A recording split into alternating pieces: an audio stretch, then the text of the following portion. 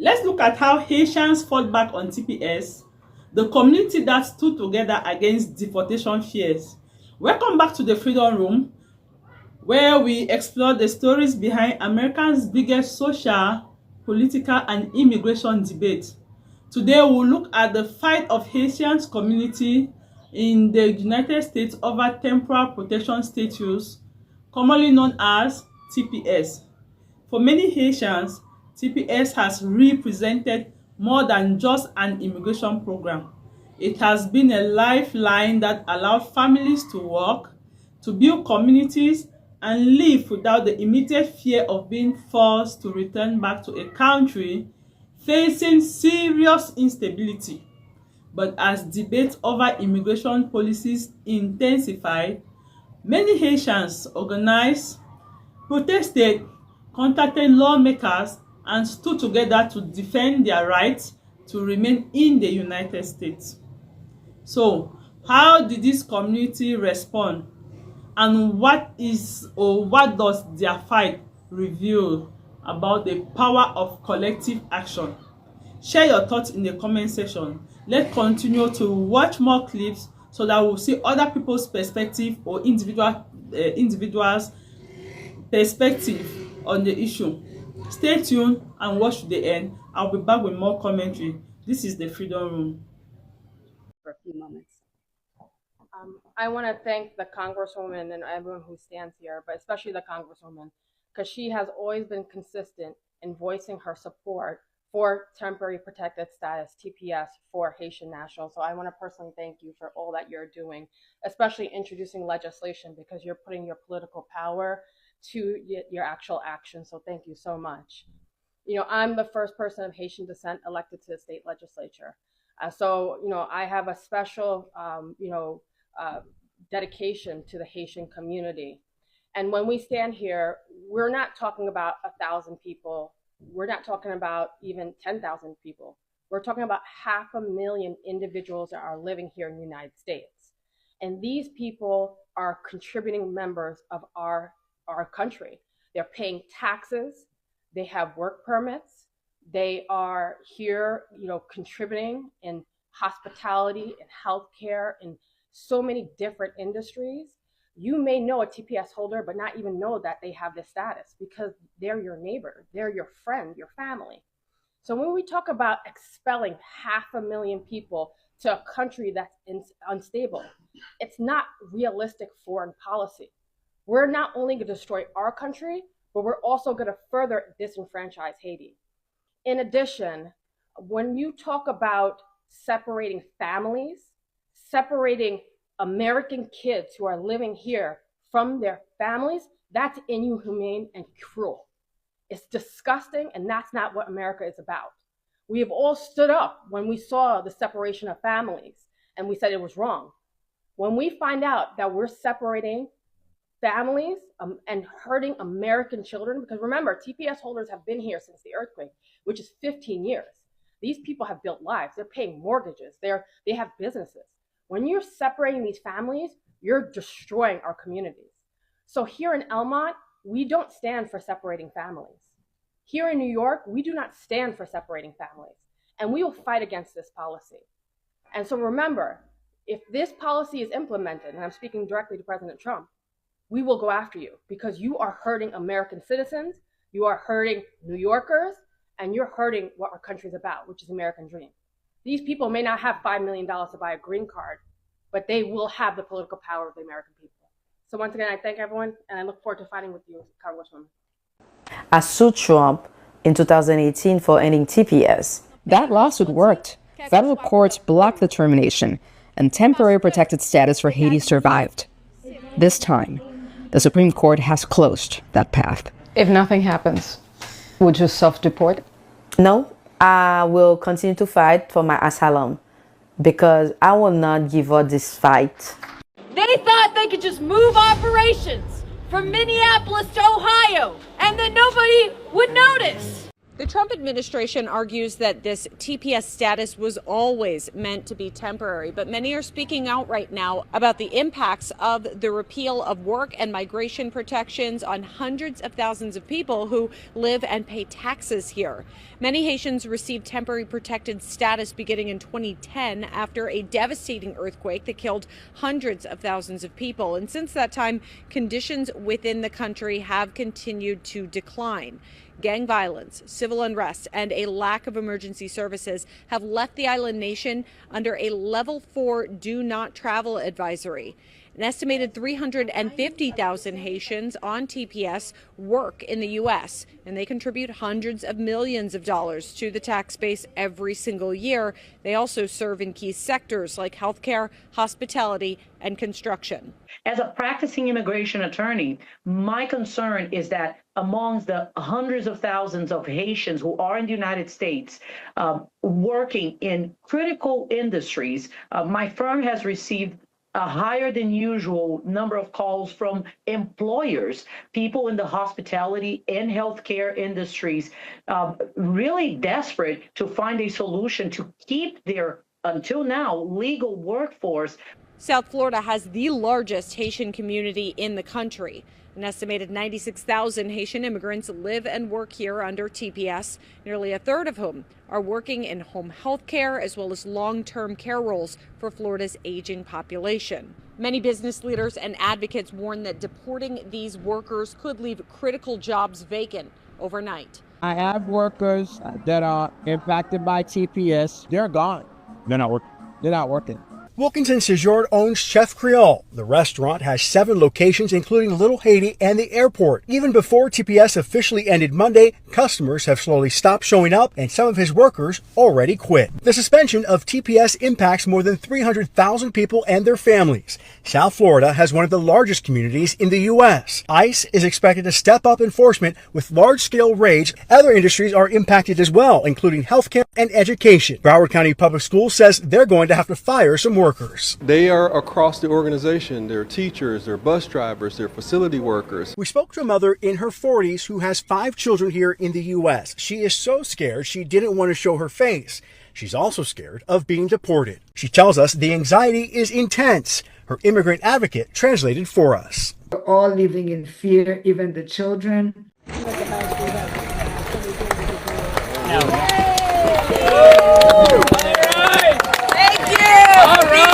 Love you.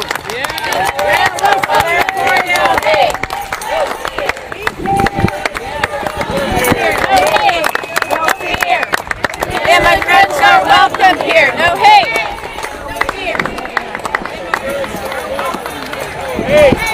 No fear. Immigrants are welcome here. No hate. No fear. Immigrants are welcome here. No hate. No fear. Immigrants are welcome here. No hate. No hate. No fear. Immigrants are welcome here.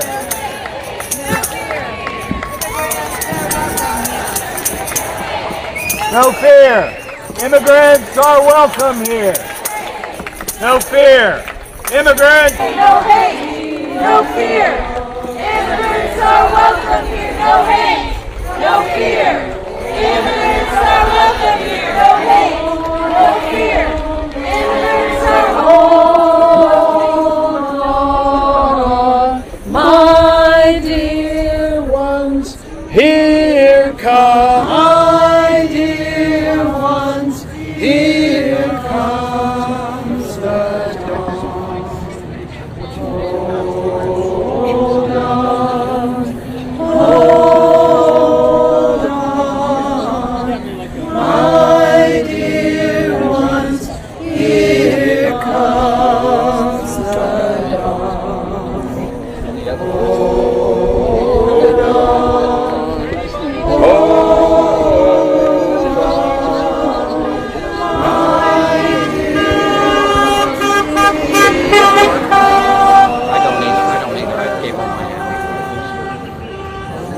For years, Haitian immigrants with TPS have argued that returning to Haiti could place many people in dangerous and uncertain conditions because of political instability, economic struggles, and humanitarian challenges. As changes to immigration policies created fear and uncertainty, Haitian communities, organizations, faith leaders, and activists, and even families mobilized to make their voices heard. They organize demonstrations, they share personal stories, they work with advocacy groups, and push elected officials to understand the impact that ending protection could have on thousands of Haitians' families. Supporters of TPS argue that many Haitians have lived in the United States for years, contributing to the economy, they raising children, and becoming part of the American communities. Critics of TPS, however, argue that temporal protection should not become permanent solutions and that immigration laws should be applied consistently. Let's continue to watch more reactions on this, and I'll be back with more commentary. Stay tuned and watch the end. This is the Freedom Room. Don't forget to subscribe. Thank you. Well, today, Monday, July 27th, the temporary protected status for over 300,000 Haitians has officially expired. This is heartbreaking and an urgent matter. This administration canceled these protections, meaning our neighbors, our friends, our coworkers lost their right to live and work here safely. ICE has already enforced plans to remove them. We all should be speaking about this. I am terrified for the Haitian community. They came here legally and now they face deportation. This administration is utterly heartless. They have no problem tearing families apart. I'm sure many families are scared and panicking right now. If you or someone you know is affected by this, please consult a licensed immigration attorney right now. Hopefully they'll be able to help you. This reminds me of slavery. That's what they did with slaves. If you go to any place, you will see historically slaves were shackled. This is shackling. This is modern day shackling. And when I saw the ankle bracelet, I said, this is how slaves felt. And we're making human beings feel like animals. We're making them feel like modern day slavery in America. But girl, this is what you guys demanded. You said the ICE facilities, the holding facilities, were inhumane. So the solution to that would be what? You want us just to send them back home and not detain them and not give them due process? Or do you want another solution where they can go to their houses? They may have to be tracked, but for you to make a parallel between slaves and having to wear an ankle monitor is absolutely asinine, considering the people wearing the ankle monitor can just go home whenever they want, and they're not being forced to work. They're not being forced to do anything they don't want to do. They're willingly putting on that ankle monitor so that they can get their due process that you also demanded and be sent back home or stay in this country. That's what you asked for. See, I think the thing is you leftists and liberals will never be happy no matter what they do. They can give you an inch and you're going to take a mile. I say we stop bending to your will, because this just proves right here that you are never going to be satisfied. And we just do what we want to do, to deport them. Stop listening to your insanity. And if someone has a problem with that, oh well. This is what we voted for, and if you don't like it, maybe invite them to come live in your house. Maybe you could take them all in, and until you do, sit the F down. I was watching a video of this lady explaining what's going to happen now that TPS has been revoked for Haitians. And the comments were full of disappointing, sorry, and hateful excuses of humans. Americans telling Haitians to go back home. The TPS is temporary. Remember all the bad y'all said about us? Now go home. Man. All of y'all are hypocrites. You see when the government mistreats you, but you go blind when it mistreats somebody else. You don't want liberation for everybody.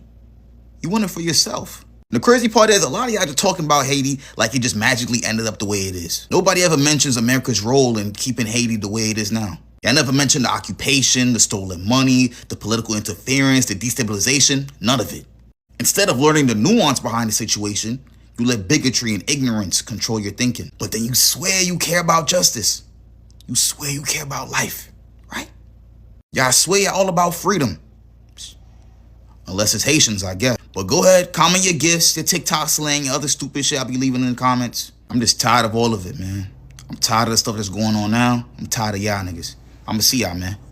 Well, this is weird. So Trump's planning to remove the TPS, the temporary protected status, of migrants from Haiti who are here in America today, and so elected officials are going out and protesting that. They held an entire press conference for this, although one part really stood out to me. I'll show you the clip, see if you can catch it. We know that the Trump administration's TPS for more than 350,000 Haitian nationals living here in the United States is an act, as my dear sister Ayanna Pressley would say, of policy violence that could literally be a death sentence for Haitian nationals. For those of you who don't know, that is Yvette Clarke. She's an elected representative in New York. And in 2018, she slammed Trump for saying that Haiti was a crap hole country. Just to make sure I fully understand, sending Haitians back to Haiti is a death sentence. But I'm just wondering, if Haiti is a terrible place to live, then why do we want Haitians here? I don't know about you, but it sounds like maybe they should just go back and fix the country so that it's not a terrible place. Being an immigrant, people often think immigration is not a black issue. It is. So TPS, temporary protected status, is a program built to support immigrants. And so when they arrive here, it gives them an opportunity to get a driver's license, give them an opportunity to get a work permit. Haiti has been paying for the rebellion of 1804. The U.S. has put a foot on Haiti's neck and made them pay. And so the economy is unstable. You got gangs fighting against each other. You have the president being assassinated. So they're leaving this behind to come here. And when they come here, this is what they're facing. A very good friend of mine in South Florida, she has TPS. For a long time, was trying to adjust her status to become a green card holder, but it just was incredibly difficult and very, very expensive. Like my husband, he arrived here at the age of 2 years old. He found himself in a situation where he was accused of a crime. He was later pardoned, and ICE used this crime to try to deport him. And we see this all the time. Unfortunately, now this is their home, and to uproot them after investing 10, 15, 20 years into this country is really wild that the United States is looking to pluck them out of their community and put them back in their country, which is still unstable, and tell them, hey, this is considered temporary, but not finding a pathway to allow them to stay. We have not stopped fighting. What it's going to take is organizing. Put your hand to the plow. It's going to take all of us. That's how we get things done. That's how our ancestors were able to win, and we're going to continue to win. We're not going to give up. We're not going anywhere. Hands off TPS Haitians and Syrians. Hands off TPS. But why does it always have to start with the black people first? Being from Florida, some of y'all may not be having the same thing that I'm seeing, where so many of us on here saying that, yes, Haitians need to go. TPS has been 16 years. Okay, they've been here long enough. But I don't see y'all making the videos about the El Salvador people. They've been on TPS for about 26 years. Where's that? To me, first of all, if you're going to get rid of TPS, shouldn't it be everybody? And no, I don't know politics like that, but shouldn't it be everyone? And if we gonna start, why does it always have to start with us first? Okay, I'm from Miami. I am supporting the Haitians. Okay, I would not be on here saying that it's time for y'all to pack up and go. And if you're gonna make the video say it's time for y'all to pack up and go, do y'all research and talk about the colors. The country that the colors a little different, a little lighter, you know what I'm trying to say, and make those videos. Don't just make it for the Haitians, because they've been here 10 more years than the Haitians. Like I said, El Salvador been 26 years. Where's y'all video talking about them? Hundreds of thousands of Haitians are waking up today to a new reality. Temporary protected status, or TPS, has officially expired after the Supreme Court cleared the way for the Trump administration to end that program. That means that roughly 350,000 Haitians who relied on those protections could now face deportation if they don't have another legal status. And nowhere is expected to feel that impact more than here in Florida, where more than half of all Haitian TPS holders live, with large populations also in New York, Massachusetts, New Jersey, Pennsylvania, Ohio, Georgia, and Indiana. Now, TPS was first granted to Haitians after the devastating 2010 earthquake. It allowed people already in the U.S. to legally live and work here while Haiti recovered. Those protections were extended several times over the years, but the Trump administration argued that TPS was never meant to be permanent. Border Czar Tom Homan is defending the administration's stance, saying conditions in Haiti have improved enough to end that program. But the State Department still advises Americans not to travel there because of widespread gang violence, kidnappings, and political instability. Now, advocates argue that Haiti still qualifies for temporary protected status and warn that ending it could separate families and disrupt industries that rely on Haitian workers. Meanwhile, Haitian officials tell the Miami Herald they've been asked by U.S. authorities to prepare for 2 deportation flights a week as those protections officially expire. Welcome back. The Haitians TPS movement show how immigrant communities can use unity, advocacy, and public awareness to influence national conversations. While protests and activism do not automatically change government's decisions, they can bring attention to the experiences of families affected by immigration policies. The Haitian community's fight is part of a larger American debate about immigration, humanitarian responsibility, and the balance between national laws and human realities. At the Freedom Room, our goal is to examine these issues through history, through facts, through different perspectives, through commentary, through reactions, and then we'll give you a commentary. What do you think? Should TPS protection continue for centuries or for countries facing major crises, or should immigration policies focus on other solutions? Share your thoughts in the comment section below, and don't forget to like,